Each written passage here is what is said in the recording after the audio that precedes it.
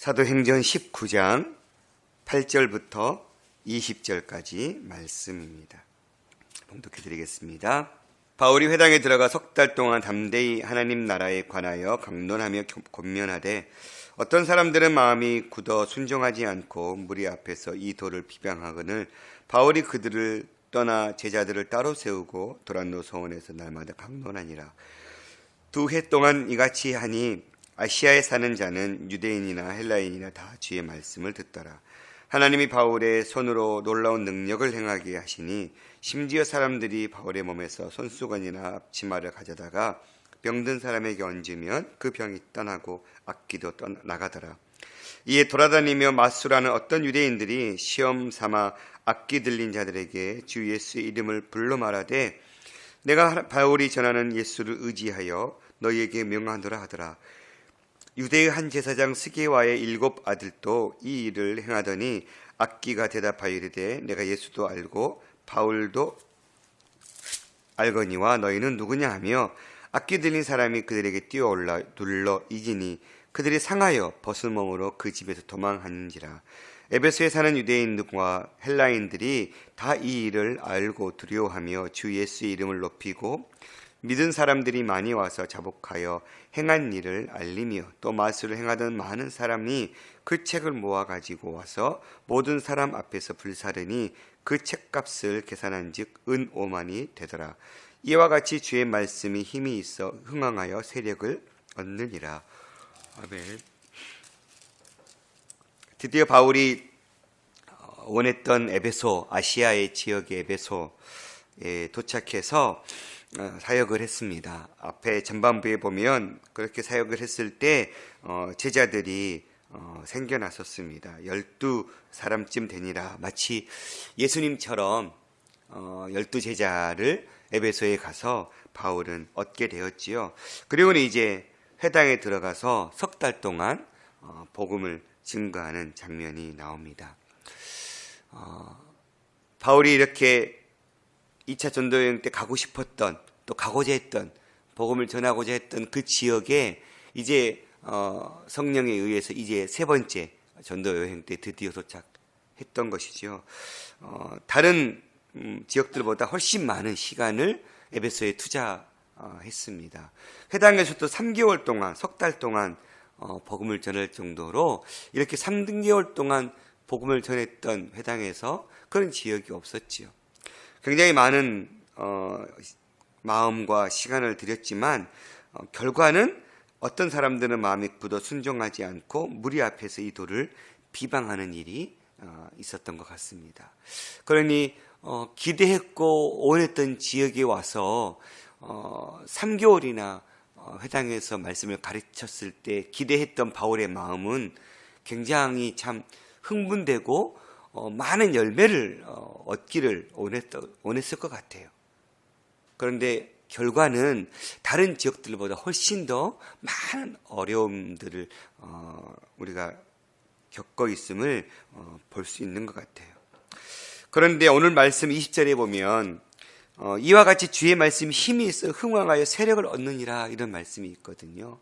결국은 바울이 회당에서 떠나서 도란노 소원이라는 당시의 철학을 배우던 그런 학교거든요. 사설학교. 그런 학교에서 이제 시간을 빌려서 2년, 2해 동안 말씀을 포기하지 않고 계속해서 강론하고 가르치는 일을 행했을 때 주어진 결과가 바로 말씀이 흥왕하여 세력을 얻게 되는 일이 벌어진 것입니다. 다른 말로 하면 말씀의 부흥이 일어난 것이죠. 믿음의 역사가 일어난 것입니다. 어떻게 이렇게 말씀의 부흥, 믿음의 역사가 일어날 수 있었을까? 그것은 지속적인 가르침이 있었기 때문에 그랬던 것 같습니다. 바울이 2해 동안이나 도란노 소원에서 날마다 말씀을 강론한 거예요. 회당에서는 일주일에 한 번씩 회당에 예배가 있을 때 가서 말씀을 가르칠 기회가 있었잖아요. 그렇게 3개월 동안 가르쳤지만 많은 반대 세력들이 바울의 그런 사역들을 방해했고 막게 되니까 포기할 만도 한데 바울은 포기할 인생이 아니죠. 도란노 수원이라는 사설 학원에서 말씀을 열심히 가르치는 그러한 지속적인 가르침의 역사가 일어났었습니다. 그렇게 말씀을 열심히 가르쳤기 때문에 이러한 말씀이 힘을 얻어서 흥왕케 되어서 세력을 얻게 되는 일들이 벌어졌을 것입니다. 2해 동안이나 이같이 하니 아시아에 사는 자는 유대인이나 헬라인이나 다 주의 말씀을 듣더라. 많은 이들에게 주의 말씀을 가르치고 전하는 이 일에 바울은 엄청난 노력을 행함을 우리는 알 수 있지요. 그렇게 말씀을 바울은 끊임없이 전했습니다. 두 번째 말씀이 흥왕하여 힘을 얻을 수 있었던 비결은 바로 11절에 나오는데 하나님이 바울의 손으로 놀라운 능력을 행하게 하시니 심지어 사람이 바울의 몸에서 손수건이나 앞치마를 가져다가 병든 사람에게 얹으면 그 병이 떠나고 악기도 나가더라. 뭘 얘기해요? 성령의 능력이 나타난 거예요. 말씀이 흥왕하여 세력을 얻기 위해서는 성령의 능력이 나타나야 됩니다. 바울이 말씀을 전하고 말씀을 강론할 때 이런 성령의 능력이 함께 하신 거예요. 오죽하면 바울의 몸에서 손수건이나 앞치마를 가져다가 병든 사람 이렇게 얹었을 때 낫고 악기가 떠나는 역사가 일어나는 거예요.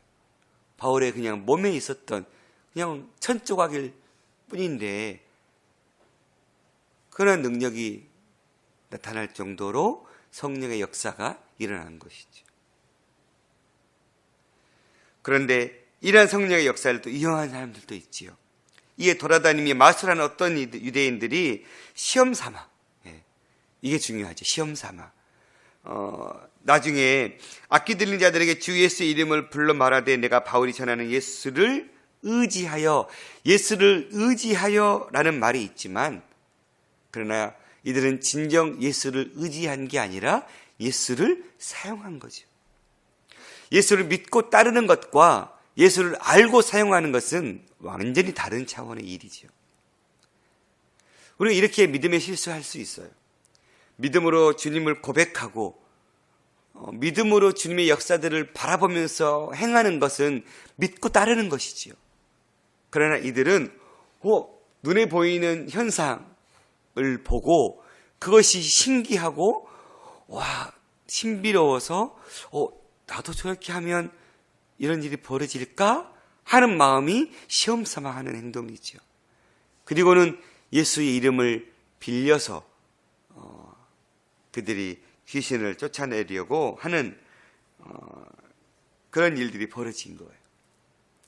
워낙 바울을 통해서 이런 일들이 벌어지니까 그랬더니 유대의 한 제사장 스게와의 7 아들, 이 아들들도 이 일을 행한 거예요. 당시 에베소는 온갖 우상의 집합소가 에베소였어요.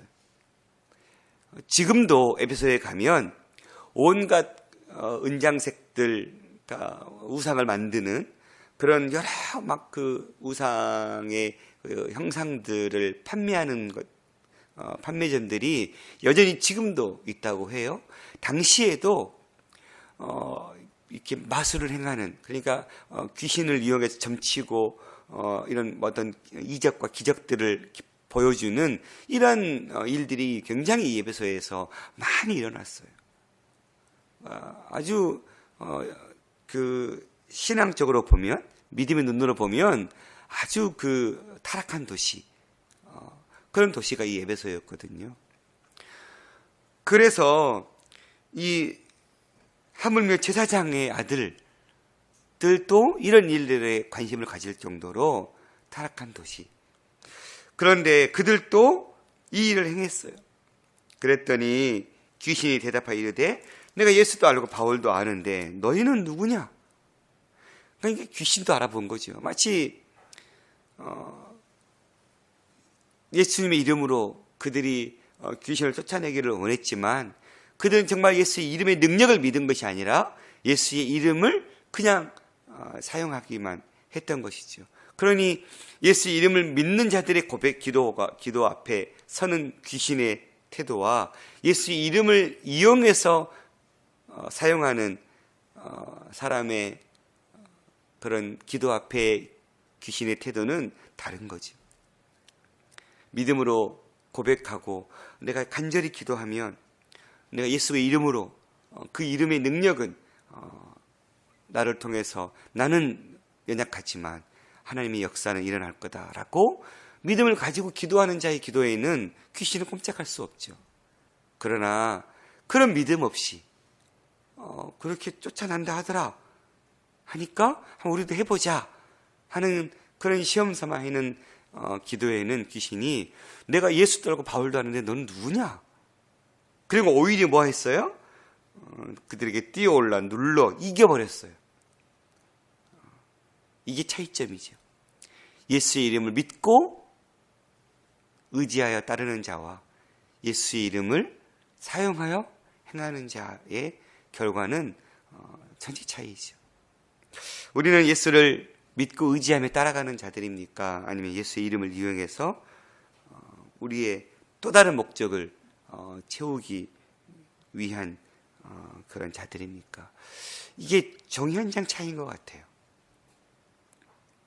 예수 이름을 이용해서 많은 이들이 살아가는 자들이 좀 많습니다.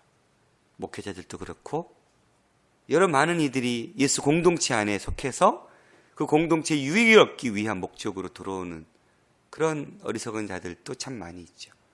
특히나 21세기 살아가는 한국교회에서는 더 그런 것 같습니다. 선데이 크리스찬이라고 불리우는 그런 겉으로 뭔가 어떤 한 신은 믿어야 되겠고 그런데 거기에 푹 빠져서 그 진리의 말씀을 살아가는 건 부담되고 안 믿자니 그것도 부담되고 그래 적당히 그냥 주일만 나와서 1시간 예배드리고 모든 신앙의 행위를 다 한 것처럼 하며 살아가는 자들 어떤 면에서는 예수를 믿고 의지하는 자라고 얘기하기에는 참 어려울 수도 있는 시대이지요. 근래에 계속해서 한국교회가 신앙의 위험에 빠져 있습니다. 정 목사님께서 계속해서 가정이 위험을 얻을 거다, 또 우리의 믿음이 위협을 당할 거다, 민족이 어려움을 당할 거다, 뭐 이런 세 가지 이야기들을 하셨었는데 이 믿음, 한국교회가 이 신앙이 요즘 세태를 보면서 요즘 또 아주 대형 교회가 계속해서 특정 방송에서 아주 민낯을 드러내주고 있잖아요.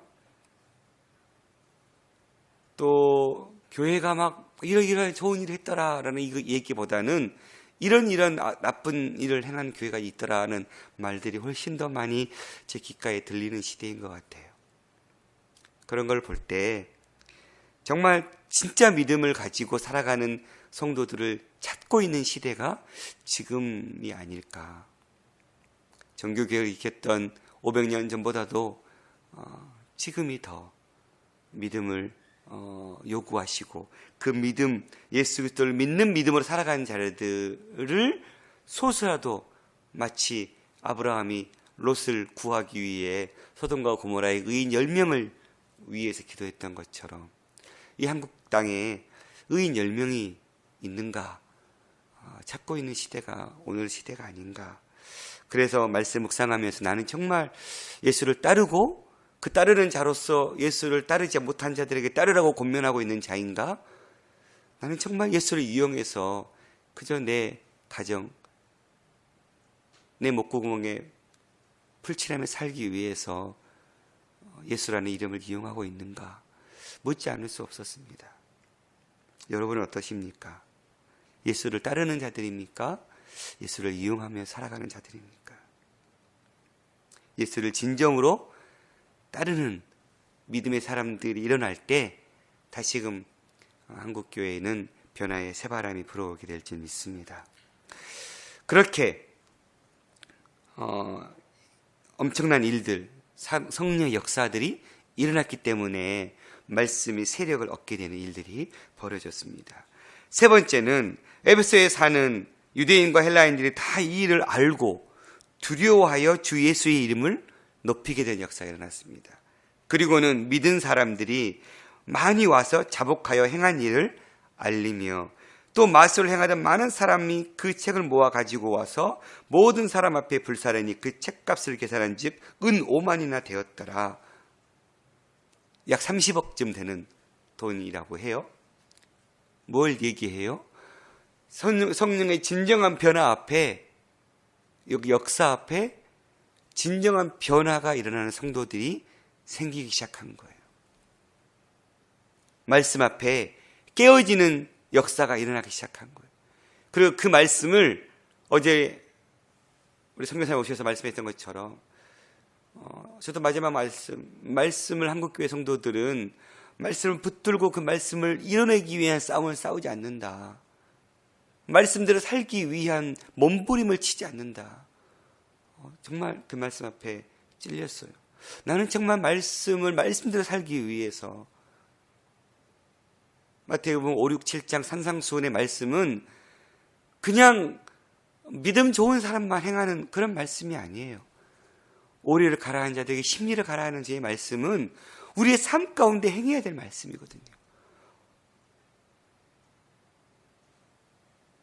그런데 그 너무 나아간 동떨어진 말씀, 나는 도저히 할 수 없는 말씀이라고 우리는 너무 선을 그어버리지 않는지.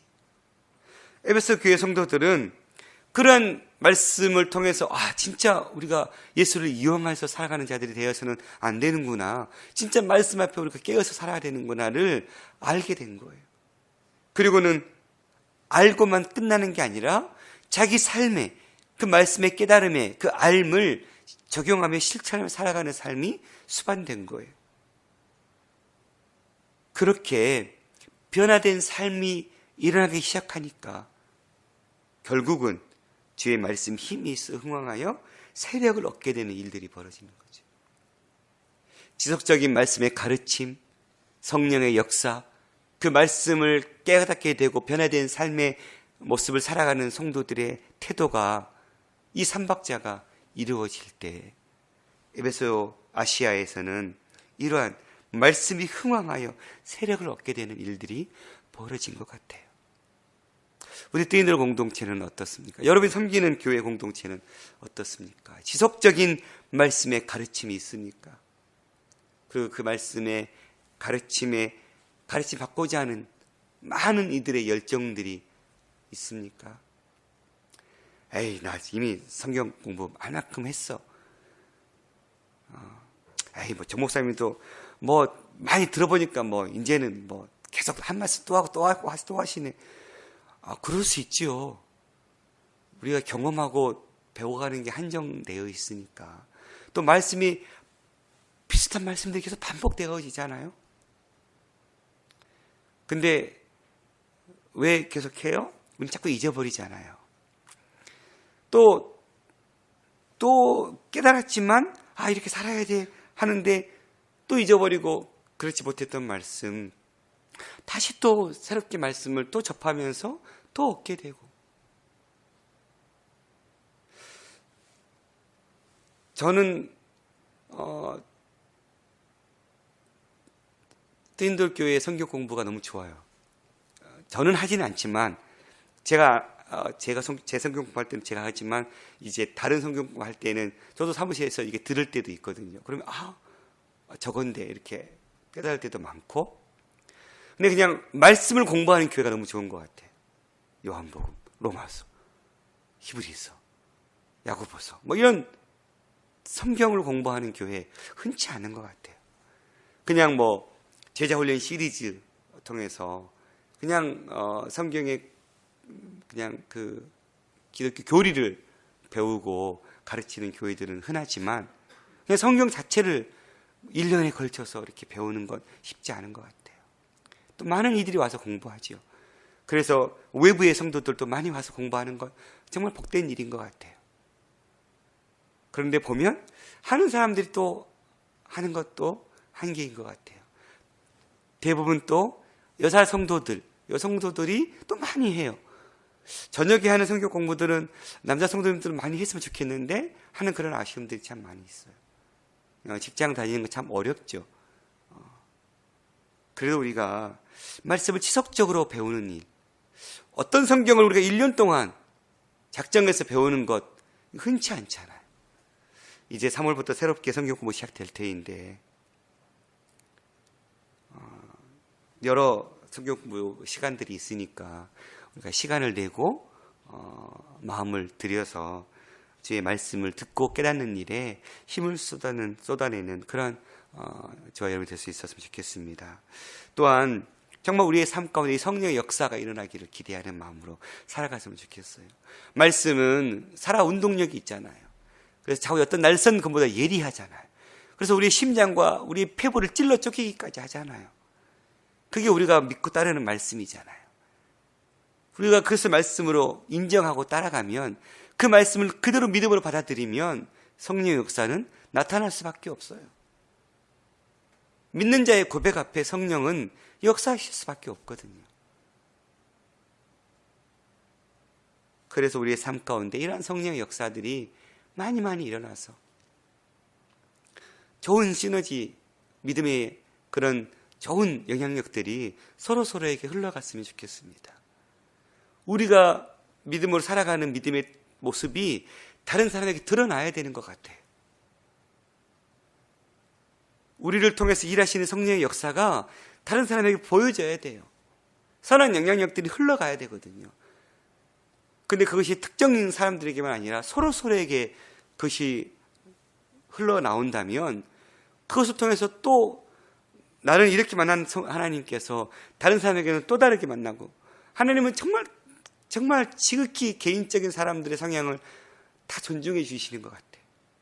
하나님은 똑같이 일률적으로 그런 법칙을 정해놓고 여기에 싸잡아서 만나주시는 그런 하나님 아니시거든요. 그러다 보니 다양한 하나님의 역사들이 많은 사람들 입에서 나타날 수밖에 없어요. 그래서 서로의 믿음들을 통해서 내가 만나보지 못한 하나님의 역사들을 우리가 간접적으로 듣고 경험할 수 있죠. 하나님이 이렇게도 역사하시는구나. 하나님이 이렇게도 역사하시는구나. 그러면서 서로 믿음의 시너지가 일어나는 것이죠. 그런 공동체가 되기를 소망합니다. 마지막으로 그렇게 믿음의 역사들을 바라볼 때 이제는 우리의 삶도 변화되는, 듣고 끝나는 것이 아니라 듣고 실천하는 자리까지 나아가는 것. 이게 저와 여러분에게 몸부림치는 삶이 되어야 될 줄 믿습니다. 말씀을 듣고 귀는 정말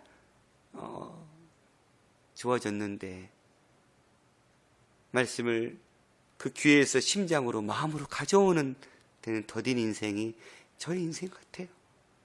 우리 인생 같아요. 그래서 우리는 부단히 들은 말씀을 실천하는 자리까지 오는데 훈련 외에는 방법이 없는 것 같아요. 말씀대로 살아보려고 애쓰는 삶을, 넘어져도 다시 일어서고 넘어져도 다시 일어서는 것, 지겹도록 반복해도 다시 포기하지 않고 해야 되는 것, 그게 우리가 목적지까지 가는 과정 속에 계속적으로 행해야 될 모습인 것 같아요. 포기하지 않았으면 좋겠어요. 그런 내 모습 때문에 좌절하지 않았으면 좋겠어요. 그게 우리예요. 그게 인간인 것 같아요. 어느 성경의 위대한 인물들도 완벽하게 살아낸 인생은 한 명도 없어요. 그러니 우리도 적당히 살아갑시다가 아니라 그게 우리라는 거예요.